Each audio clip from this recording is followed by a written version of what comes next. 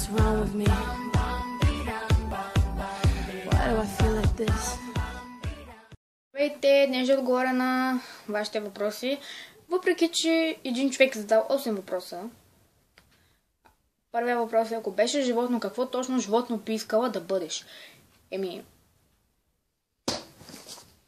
Това е животно.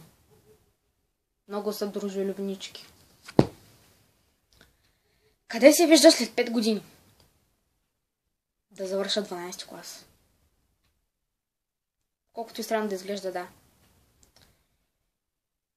На колко? 13. Имаш ли гадже?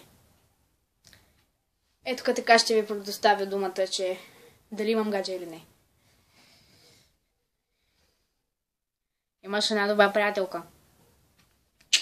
Да. Кой клас си? Ще ставам 7. Харесваш ли някой? Мисля, че да, но не.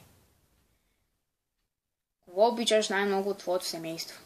Най-много обичам моето семейство. Мен! Въпреки, че би трябвало да обичам майка си най-много, но... Сега подробности. Долу в коментарите напишете какви видеа искате да направя и... да. Това беше. Чао! Последвайте ме в Instagram, Snapchat и Facebook.